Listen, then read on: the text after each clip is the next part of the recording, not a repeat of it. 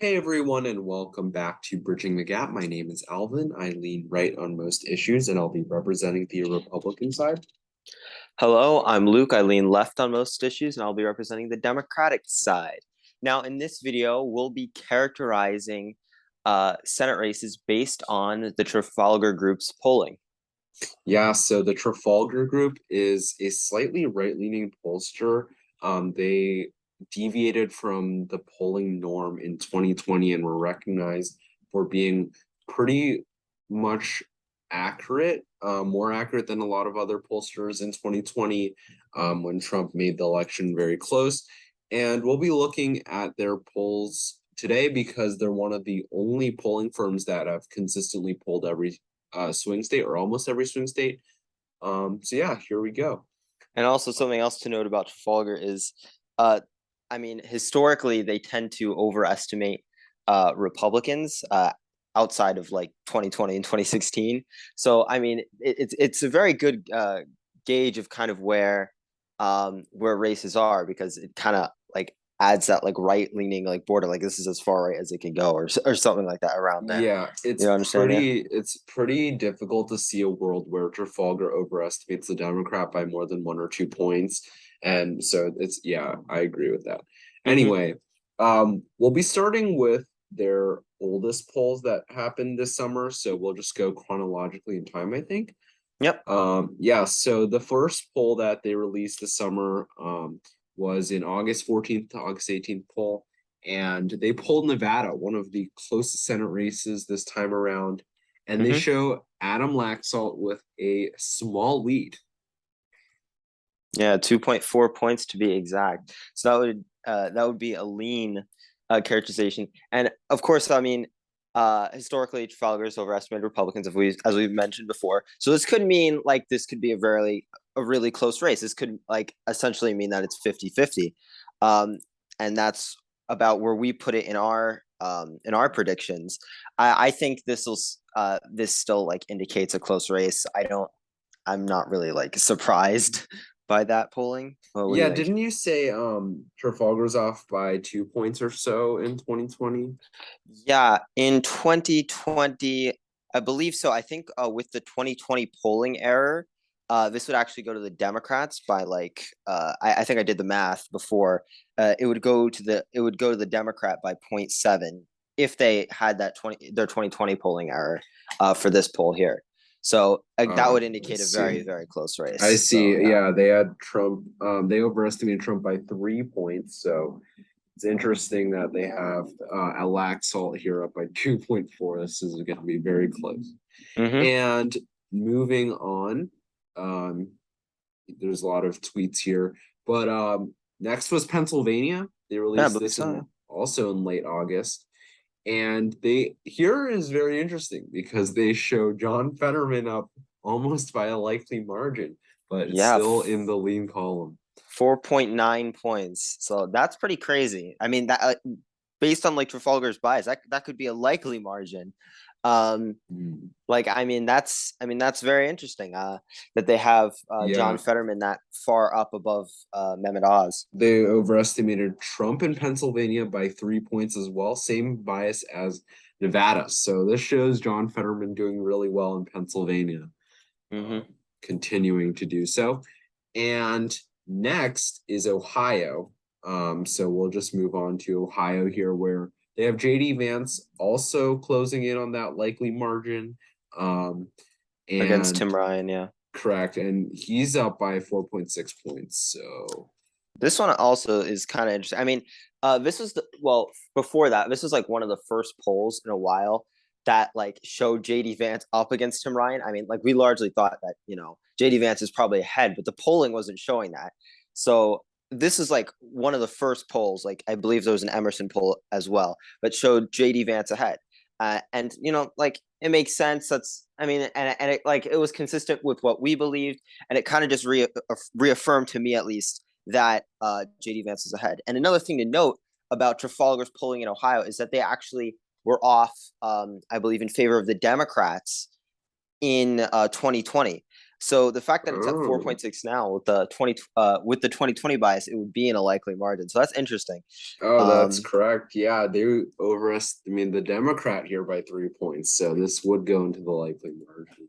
Ohio's yeah, been really difficult to pull in the past few years, though. So yeah, you're right. there we Um, go. but another interesting thing to note is this race. They actually had this race closer than Pennsylvania, which Mm. is interesting for Trafalgar.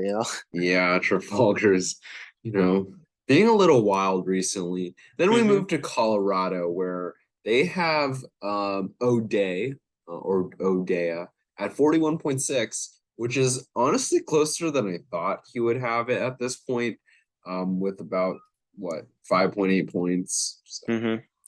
Yeah. So Colorado, O'Day, whichever, the Republican. I've heard he's a moderate. In this yeah, I've race, heard that too. they have Bennett leading by 5.8, the incumbent Democrat. Um, I think it will be in a likely margin. We've largely thought that as well.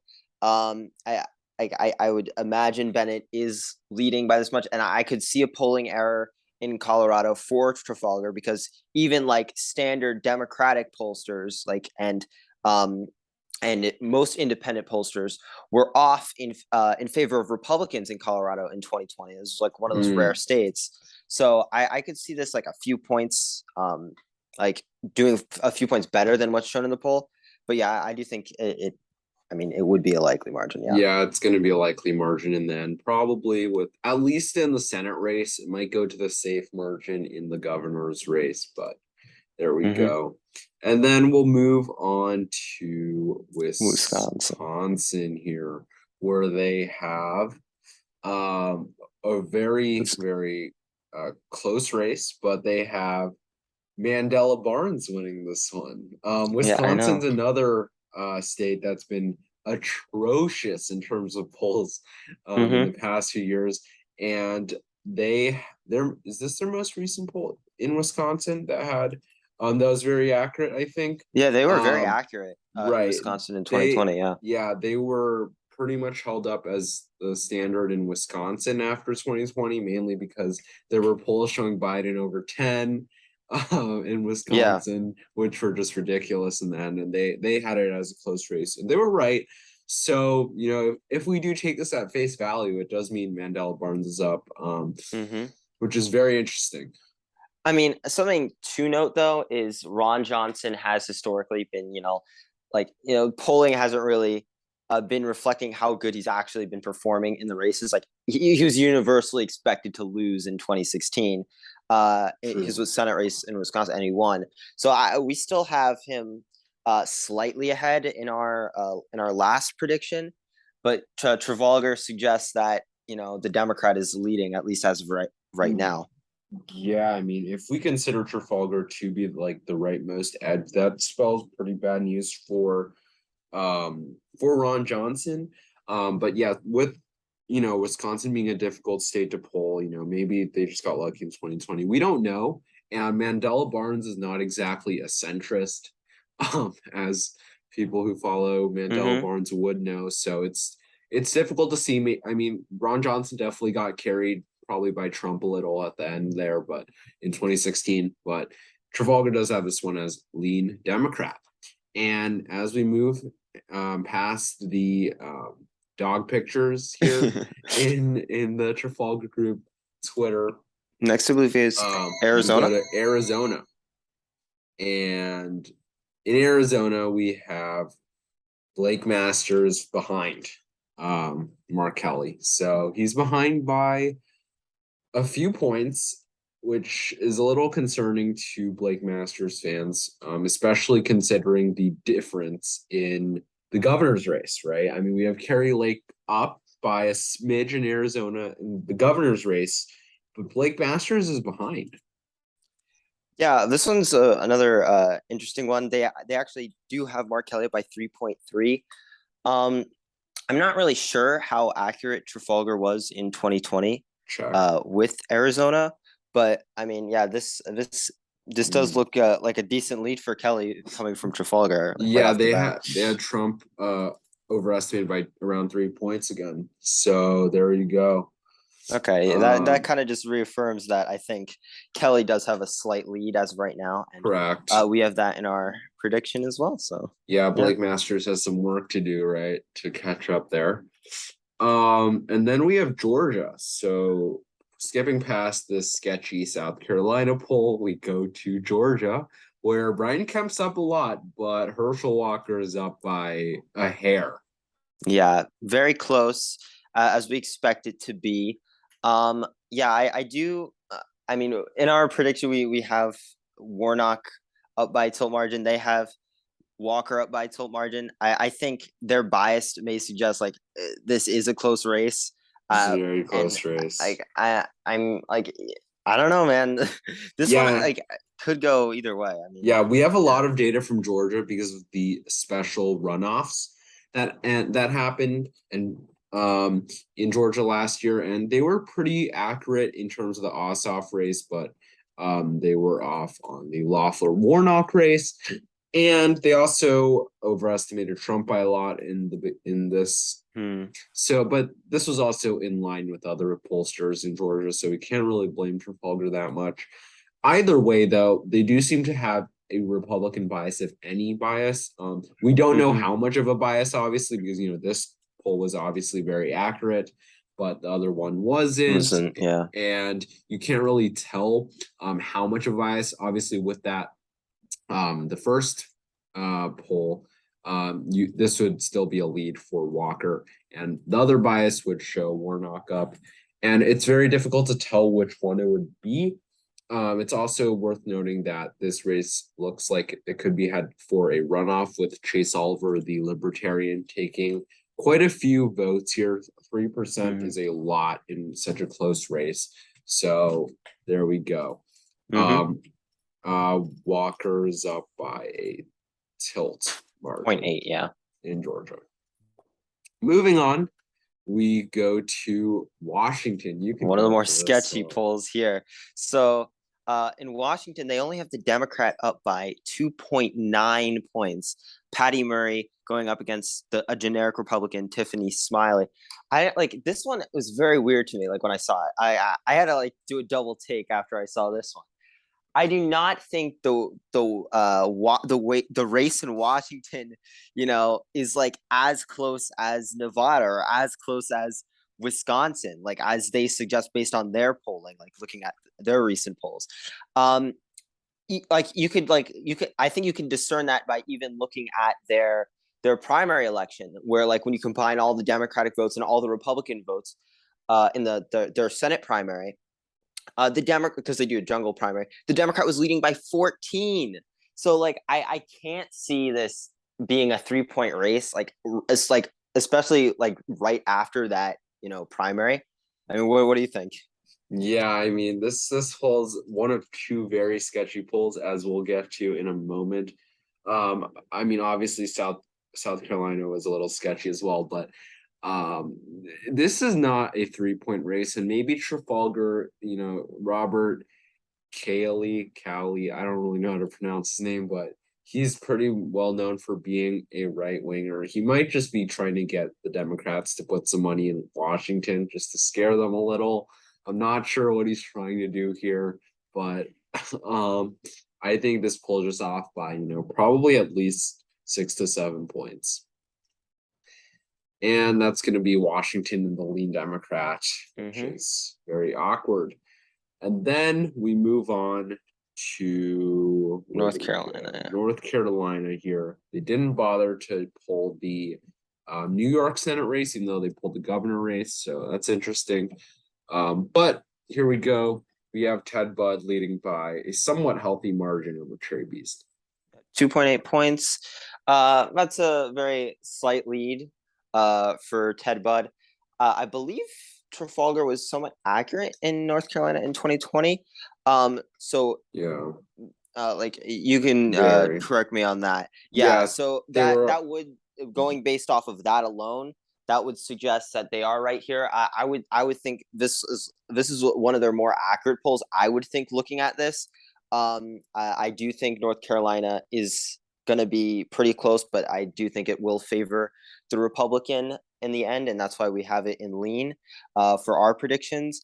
Yeah, I think this one adds up for Trafalgar, but I don't Yeah, know. Maybe there's a bias, you know. Maybe maybe there Beasley gets a is. surprise win. But yeah, I mean, when pollsters are off by less than a point in a state, it's pretty impressive, honestly. Yeah. And considering the bad polling we've had recently, this is a good look for them. So there we go. We'll put North Carolina in the lean Republican, which we have in our own prediction. And I mean, they probably just wanted to show off, Phil Scott in Vermont, but they decided, you know what, let's just pull the Senate race. Might as well. We have them on the line. Yeah. And they got some weird results, right? Yeah. Speaking of like, looking good as a pollster, getting it within 1 point, I think this is way off. Like, I do not see any reality where Peter Welch does not win by more than 10 points. Their poll has the Vermont Senate race with the Democrat only leading by 6.5, which would be a likely margin. Yeah, I don't know. Like, I did a little bit of research into the Republican candidate. What's his name? Malloy. I believe his last name. Gerald Malloy. Gerald Malloy. Yeah. Doesn't even And have 500 followers, by the way. yeah, he's like a pretty like traditional Republican. Like Second Amendment. Like against Roe v. Wade, against abortion. Just a generic Republican. I do not see Vermont, voting for that. I visit Vermont often, and the people there are pretty liberal. So I don't think so. Yeah, I mean, it's possible, only if Republicans decide to invade Vermont. I mean, they have a low population, so if 300,000 Republicans decide to move to Vermont, maybe they can take this one over. I'm not sure. I don't think it's happening. But there we go. There are three competitive races that they don't have recent polling on. Iowa, New Hampshire, and Florida.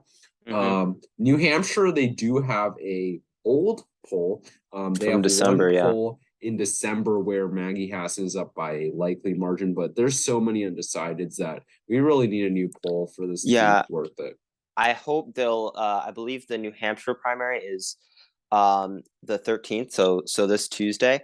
At the time of this video is being recorded. So hopefully they do a poll on that one soon. But right now, I think most of these races, we have a general idea of where they're going, like most of the remaining races. I think New Hampshire, I think most likely it'll go to the Democrats. And, looking at Florida and Iowa, I think most likely they'll go to the Republicans. So we can kind of get an idea of what this map looks like based on the Trafalgar polls. Yeah, so this is I guess we'll just fill out New Hampshire because why not? And Iowa and Florida will just leave to our own predictions. So using our own prediction, the map would be 50-50 with mostly Trafalgar polls, but a bit of our prediction sprinkled in.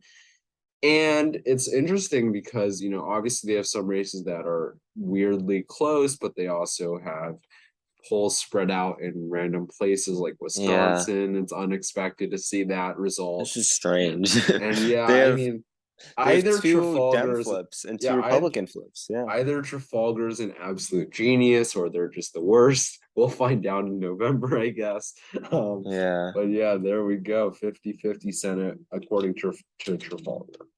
Weird map. Yeah, so thanks for watching. Like this video down below. Sorry for the phone in the middle of the video. Comment down below. Subscribe. Yeah, and make sure to share. Thanks for watching. Bye. See ya.